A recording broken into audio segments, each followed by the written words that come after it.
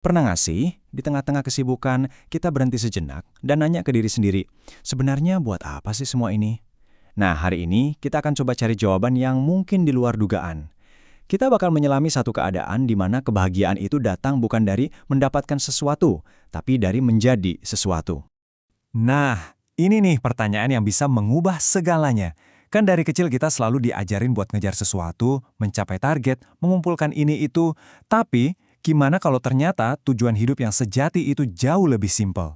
Pertanyaan inilah yang akan jadi kompas kita untuk menjelajahi cara pandang yang benar-benar baru. Dan ini dia peta petualangan kita. Mulai dari melepaskan ego sampai menemukan kekayaan di dalam keheningan. Kita bakal telusuri setiap langkahnya bareng-bareng.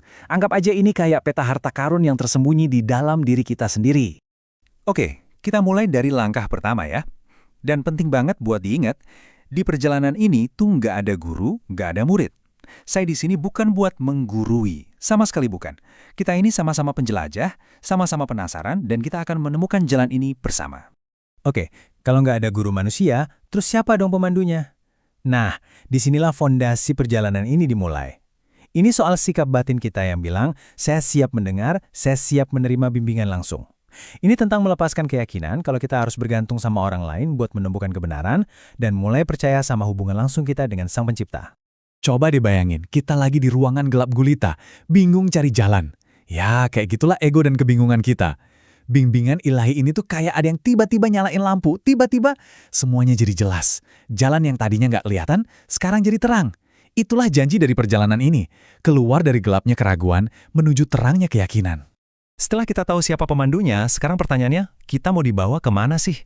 Dalam tradisi spiritual, ada yang namanya tingkatan kesadaran atau makom. Dan ada satu makom yang jadi tujuan akhir dari perjalanan ini. Apa itu? Dan ini dia jawabannya. Keren banget kan?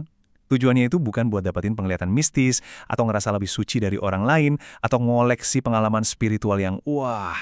Tujuannya itu cuma buat berhenti sejenak, tarik nafas, dan benar-benar ngerasain keajaiban dari fakta bahwa kita tuh ada. Menikmati keberadaan kita apa adanya. Sesimpel dan sedalam itu. Nah, sekarang kita bakal ngelakuin sesuatu yang agak radikal nih. Kita akan jungkir balikin semua sistem nilai yang selama ini diajarin dunia ke kita. Siap ya? Coba lihat perbandingan ini deh. Di satu sisi, ada semua kekayaan dunia yang bisa kita bayangin. Di sisi lain, cuma ada satu momen, satu tarikan nafas di mana kita benar-benar sadar akan kehadiran Sang Pencipta. Dalam perjalanan ini, satu momen kesadaran itu jauh lebih berharga. Kenapa? Soalnya kamu bisa aja punya seluruh dunia, tapi kalau hatimu kosong dan gelisah, kamu sebenarnya nggak punya apa-apa. Nah, pas kita mulai ngelihat dunia pakai kacamata kesadaran ini, wah, semuanya jadi beda. Nggak ada lagi yang namanya biasa-biasa aja. Ayat ini tuh kayak ngasih tahu kita kalau semuanya, sehelai daun, sebutir debu, angin yang berhembus, itu semua lagi bertasbih, lagi memuji Tuhan dengan caranya masing-masing. Tiba-tiba, kita nggak sendirian lagi. Kita dikelilingi paduan suara pujian dari alam semesta. Dan kita diundang buat ikut bergabung. Oke. Kedengarannya keren sih secara teori, tapi gimana prakteknya? Gimana cara kita ngerasain ini? Jawabannya tuh ada di sebuah paradoks yang indah banget. Buat jadi penuh, kita justru harus mengosongkan diri dulu. Prakteknya itu dimulai dari dalam diri. Dengan sebuah kata, la, yang artinya tiada. Bayangin kita lagi buang nafas panjang, dan barengan sama nafas itu kita lepasin semua yang kita kira itu diri kita. Lepasin nama kita, pekerjaan kita, kekhawatiran kita, bahkan harapan kita. Biarin semuanya pergi. Terus kita lepasin lagi, sampai nggak ada apa-apa lagi yang tersisa. Cuma ada ruang, kekosongan yang murni. Nggak ada lagi aku yang menuntut atau pengen ini itu.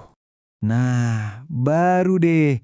Di tengah keheningan dan kekosongan itu muncul penegasannya. Illallah, kecuali Allah. Ini tuh kayak fajar yang muncul setelah malam yang gelap banget. Cahaya kesadaran akan realitas yang tunggal mulai mengisi setiap sudut ruang batin yang baru aja kita bersihkan. Jadi kebayangkan bedanya?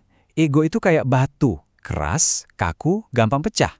Tapi pas ego itu hancur, yang muncul itu bukan kehampaan, tapi ada kehadiran yang justru kayak pohon, hidup, tumbuh, dan nyambung kemana-mana. Jadi kosong di sini tuh ternyata isinya penuh banget. Kita nggak kehilangan apa-apa, malah kita dapetin segalanya. Oke, sekarang kita gali lebih dalam lagi ya prakteknya. Pernah sadar nggak? Ide-ide paling cemerlang itu seringnya muncul pas kita lagi santai kan? bukan pas lagi mikir keras. Nah, sama juga dengan pencerahan spiritual. Untuk bisa mendengar suara hati atau bimbingan ilahi, kita harus matiin dulu berisiknya pikiran kita sendiri. Kita harus masuk ke dalam keheningan. Praktek ini namanya wukuf, yang artinya ya berhenti. Ada 3 langkah simpel. Pertama, hentikan tubuh. Kenapa? Soalnya tubuh yang nggak bisa diem, bikin pikiran juga jadi rusuh. Kedua, amati pikiran. Nggak usah dilawan, biarin aja lewat kayak awan di langit. Kenapa? Biar kita sadar kalau kita itu bukan pikiran kita. Ketiga, saksikan ego. Mungkin dia bakal bisik-bisik, bosen nih. Sadari aja, tapi jangan biarin dia yang ngendaliin. Dan ini dia rahasia terbesarnya, keheningan. Kita diam itu bukan buat ngejar sesuatu yang jauh di sana. Kita diam buat menyadari apa yang udah ada di sini sekarang juga. Ayat yang luar biasa ini ngasih tahu kita kalau realitas yang kita cari itu lebih dekat dari denyut nadi kita sendiri, lebih intim dari napas kita. Dia nggak di atas langit sana, dia ada di sini. Nah, setelah semua perjalanan ini, setelah kita lepasin ego, setelah kita nemuin hening, terus apa yang tersisa? Ujung-ujungnya kemana sih? Jawabannya adalah sebuah keadaan yang alami, sebuah perasaan yang muncul begitu saja, yaitu rasa syukur. Di level kesadaran ini, rasa syukur itu udah beda. Bukan lagi makasih ya buat kesehatan, atau makasih buat rezeki. Bukan. Syukurnya itu beralih ke sumbernya, yaitu anugerah kehidupan itu sendiri. Karena tanpa hidup, ya nggak akan ada nikmat-nikmat lainnya kan? Rasa syukur ini cuma buat keberadaan kita. Dan itu udah cukup banget. Jadi, ini pertanyaan terakhir buat kita renungin bareng. Coba bayangin sebentar. Semua ambisi udah tercapai, semua keinginan udah terpenuhi, semua pencarian udah selesai. Kita nggak lagi lari-lari ngejar apapun.